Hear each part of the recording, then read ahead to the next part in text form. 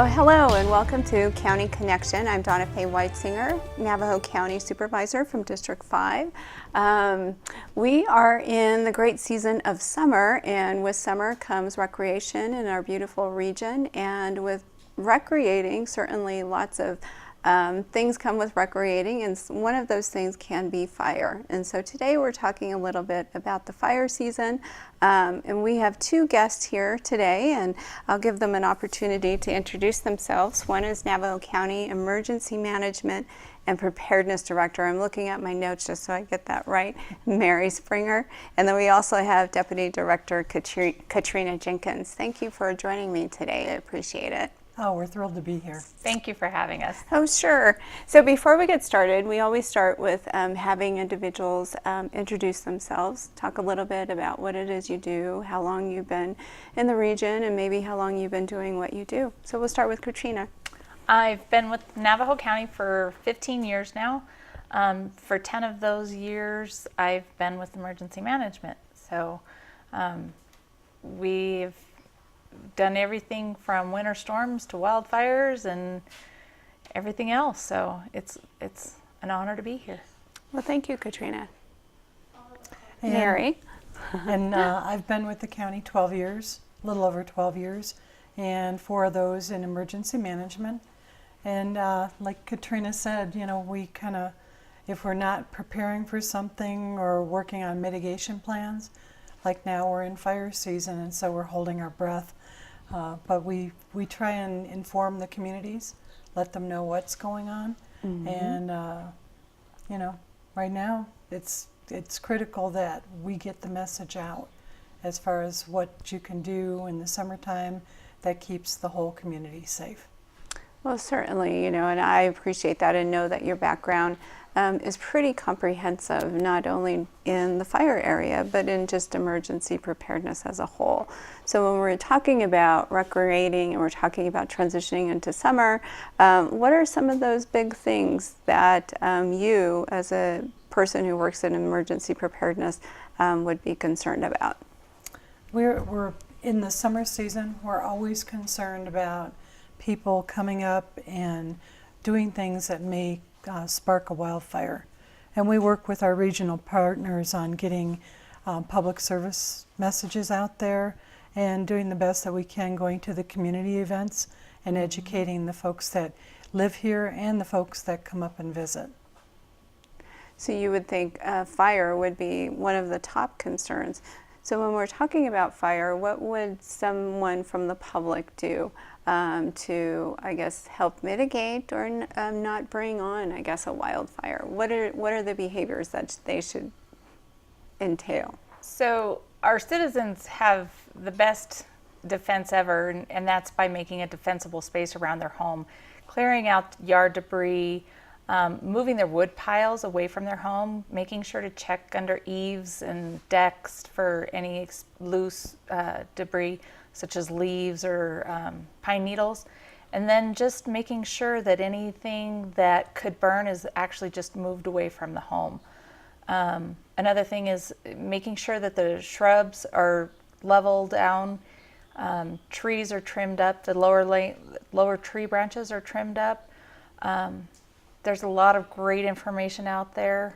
So firewise.org is a great website that has a lot of information about defensible space. Mm-hmm. And that's a perfect example. Certainly, you know, a lot of us live within the region, and how do we protect our homes, but not only to protect our homes, but for the public safety of our neighbors and so forth, to make sure that we're doing our part in allowing, I guess, safer fires to come through the community. What would be something else that community members could do? And I think of people who come out and recreate and they're going camping. What would that look like? What they need to do is make sure they bring enough supplies with them or take enough supplies.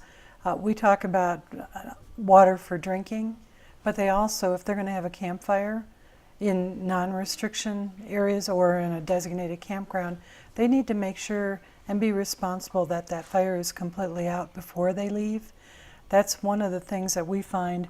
People go camping, and it doesn't matter whether you're from the valley or from up here, they go camping And when they leave, Monday morning, we start getting reports from the Forest Service of smoke. And that what happens is the campfire, they may have thought it was out, but the rocks and the dirt get really superheated and it comes back. And so making sure that campfire is completely dead before you leave.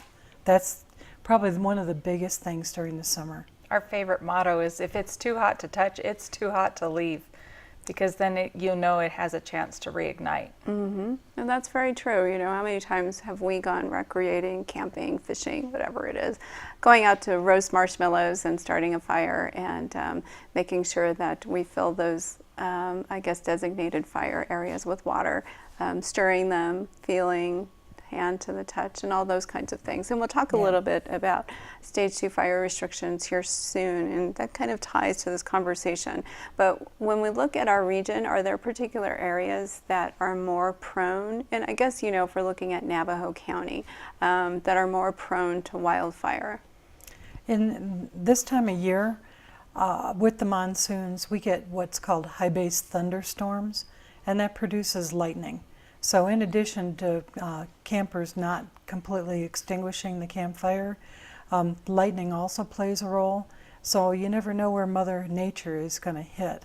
And if it hits into an area that hasn't been cleaned up, you know, a lot of heavy pine needle on the forest floor, or ladder fuels that can get up into the pines, that's where we see problems, because something can ignite and it can fester for a while and smolder, and then all of a sudden you see the smoke, and you know, that's where we get a little nervous when you get hot, dry weather, very low humidity, and whether it's a campfire left or lightning hits, that could spell trouble.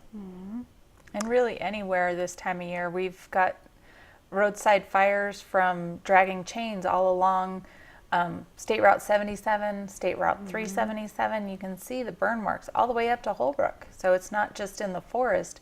There's grasses and everything else that'll burn too. And I think that's really true, because sometimes we just think of wildfire specifically in forested areas, but we have a lot of grassland areas and shrubbery. So being conscientious of what that looks like. And certainly this past week I had that experience of driving up to Holbrook and seeing, what was it, 13? Was that 15. 15. Yeah. 15 small fires started by a chain dragging. So when we talk about our behaviors, I guess, and we've gotten so used to having conversations, or at least we hope that we've gotten used to having conversations about wildfire and being conscientious residents and being responsible residents who live in such a region, and how we can help mitigate future wildfires or to support our neighbors in the event of, you know, whatever might that look like.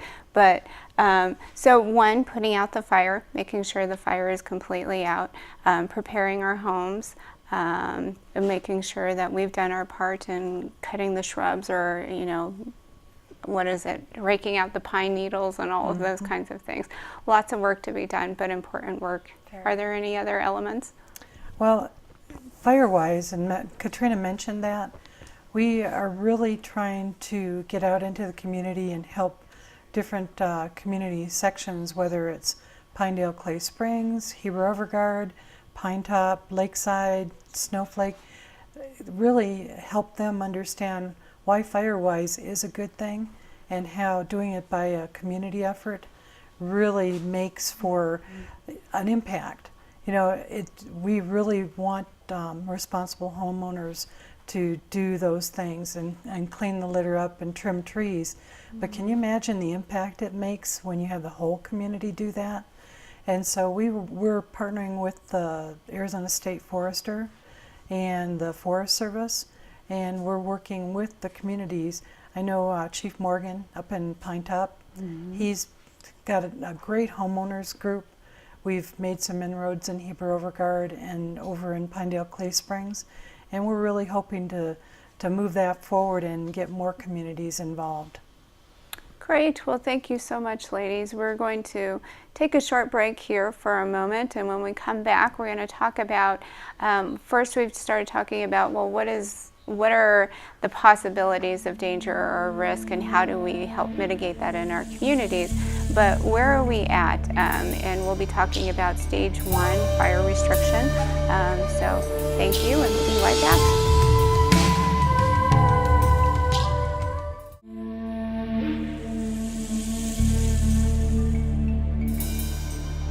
Welcome back to Navajo County Connection. We have our expert panels with us still. We have Mary Springer and Catrina Jenkins, and they're going to talk to us a little bit about stage 1 fire restriction. One of the things that we had a discussion recently at the Navajo County Board of Supervisors was about a particular panel, I guess, or a coordination group. And Mary, if you could tell us a little bit about that coordination group, the White Mountain Fire Restriction Coordination Group, and what they do and how it was created. Sure. About 4 years, a little more than 4 years ago, every agency, when fire season came about, everybody did kind of their own thing.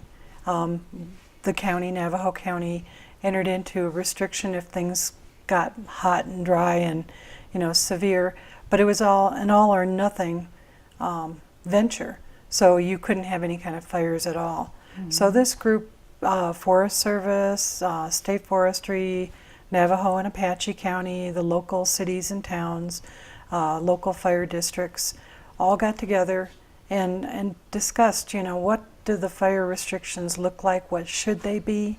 And so we went through a huge revision process of the restrictions. And so instead of the all or nothing rule, we actually went into the stages similar to what the Forest Service has. And so every year now, when right before fire season really gets going, this group meets on a teleconference every week. And we talk about the conditions, we talk about the resources available, what fires we may have seen over the past week. And really what we're doing is trying to put some science into when should we go into fire restrictions if it's necessary.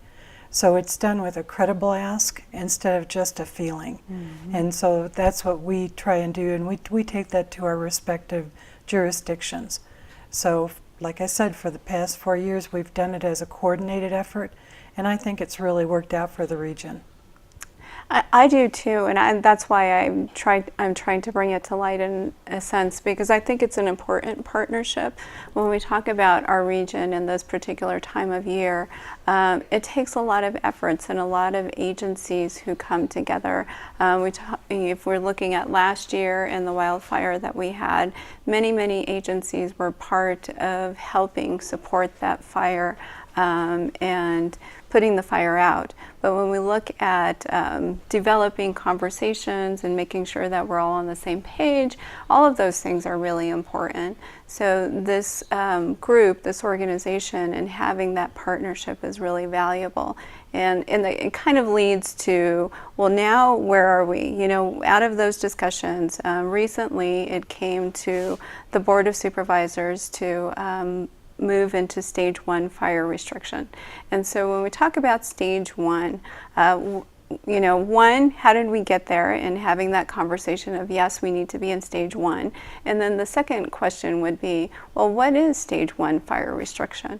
We started, as Mary said, coordinating with all of our partners, and it was decided on our weekly phone conversation that it was time to move into stage 1 fire restrictions. This week, everybody, as of this morning, as of Friday the 16th, 8 o'clock, all of the partners throughout the region are all in fire restrictions, stage 1 fire restrictions. We do that for a couple of reasons. One is it's less confusing for our citizens and our visitors. Whereas in the past, like Mary said, some people were doing different things, and you could have a fire on one side of the street but not on the other, so now we're all in together. So it really helps that coordination and that communication piece for us. And with stage 1 fire restrictions, really the difference between being in restrictions and not in stage 1 is having your barbecues and campfires in a designated area, whether it's in a backyard in your barbecue pit or whether it's at an improved campground. in one of the campfire rings. That's the big difference for campfires. You can still use charcoal, you can use propane, but you have to have it in an area that's designated for that and clear of any debris for at least 3 feet. Smoking, you want to either do it in your vehicle, in an enclosed area, or an area that is designated for smoking. And if you do step out of your vehicle, you have to do it in an area that's clear of any debris, any litter, any weeds, and absolutely no pitch and cigarette butts out your window as you're driving up the road.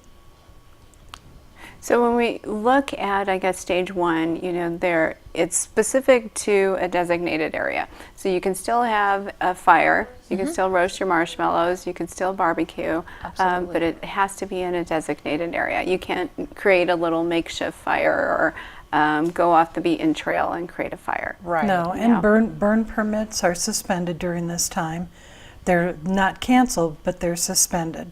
So there's no open burning, so there's no burning of ditches or having a makeshift campfire where you're doing cattle branding, that kind of thing. Oh, And we're talking for such a short period of time when we go into restrictions. Usually it's 2 to 3 weeks, but that's when the highest fire danger is. So these restrictions, who does it apply to? Everybody. Everybody. Everybody that comes to Navajo County or lives in Navajo County, these restrictions are applied to. And it's the best thing to do is to know before you go, because different forests have different levels of fire restrictions right now. So Coconino, Tonto, Apache Sitgreaves may be in different levels of restrictions, whether it's stage 1 or stage 2. So there's a great website to go to, and it's firerestrictions.us. And you can click on an interactive map and find out exactly what's going on for where you want to go visit. Oh, great. And talking to Candy Lupi from White Mountain Apache BIA, she said White Mountain Apache is always in stage 1 because they restrict campfires to designated areas only. So they're always in stage 1. And one other thing, fireworks. We know that people have them for sale up here. It's a big thing over the 4th of July. But when we're in stage 1, you can't use them. You can still buy them, but you can't light them off. And each jurisdiction is different. Navajo County, the board has approved for all unincorporated areas of the county. So they, like Catrina said, they do need to check with the individual jurisdictions. But commercial fireworks are governed by a different ordinance in the county. And that they work with the sheriff and the local fire departments to make sure it's safe to do that. And going back, I guess, to that question of jurisdiction or where you can have a designated fire. So when we talk about personal and private property, does that also apply as well? Yes and no. So we do ask that our citizens that have private property do follow the safest rules that apply. Make sure that the area is clear around it, because smoke does get reported all of the time. So they'll be getting a visit from the fire department or law enforcement if they are burning and it hasn't been reported. So it's just the best practice to make sure that you're doing it and that it's completely barren. 3 feet around is the safest bet.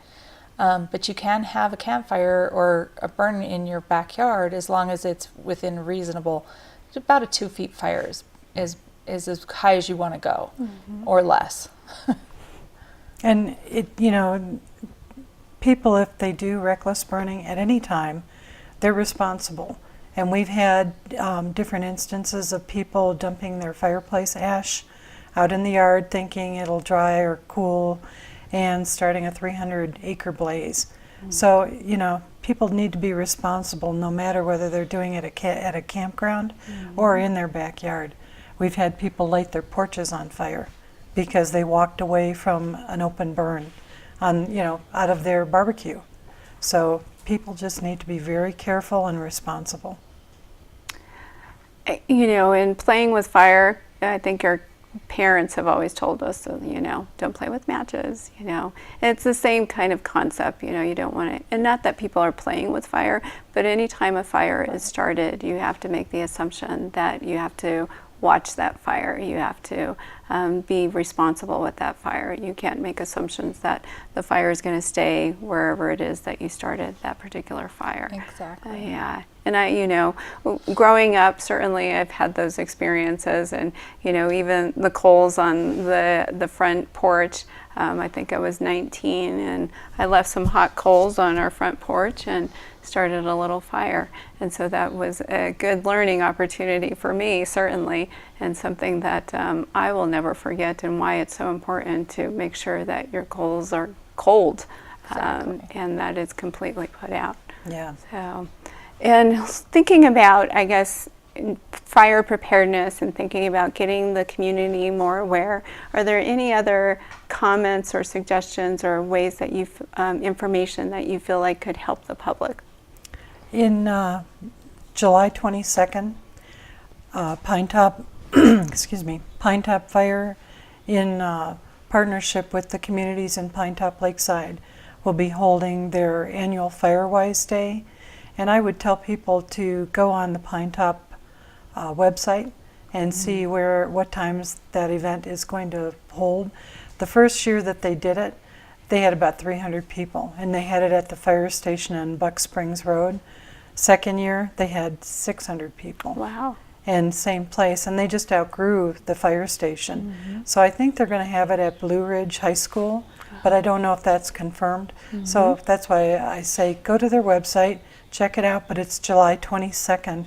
It's a great event, and it's a place where people can get all kinds of information about being firewise, the types of vegetation to plant around your houses, even the bark beetle. I thought that was interesting last year. Right. They actually had examples of what does a bark beetle look like, which I thought it was this huge beetle. It's actually this tiny little insect. So great place to go to get information. Some other places to get information. Reading, Navajo County is our alert system. So if we do end up having a major incident with a fire, or even during winter year-round, this system is available. It's easy to sign up. If you go to the Navajo County website, and on the home page at the bottom right-hand corner, there's a link to our registration. You'll get notified of stuff that is specific to Navajo County. And you can choose how to be notified, whether it's by phone, text, or email. And it can be a landline or a cell phone. So Ready Navajo County is our emergency alert system. We also have social media, and 311info.net is our Northeastern Arizona public information site. So we share that with Apache County, and so that's very specific for this region as well. And if you dial 311 from your landline or your cell phone, you'll reach the recorded message line. You have an option to go to Navajo or Apache County.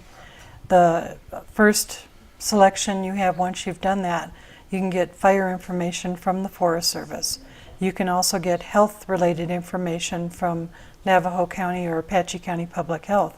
And then we also have an option for emergency management. So that's another place you can get information, and it's recorded. Wow, we have lots of places where we can get information and educate ourselves. And certainly if we're new to the region, I think it would be beneficial for us to attend that fair and just to, get familiar with people who are in the community. Exactly. And the idea of what it means to live and recreate in the community. And if we're looking for information, there are lots of places for us to go to make sure that we're educated and preparing ourselves. Not only in, our hope is that we stay in stage 1 fire restriction and we're not mobilized to, the very severe in evacuating our communities. And so keeping aware and being prepared and knowing our responsibilities around fire is all part of that. And I can see how the community has vetted together and making sure that we're more educated and that we have more people who are invested in educating us, teaching us about that and why it's so important. So ladies, thank you so much for joining us today. I appreciate that. And thank you for joining us on Navajo County Connection, and we'll see you next time.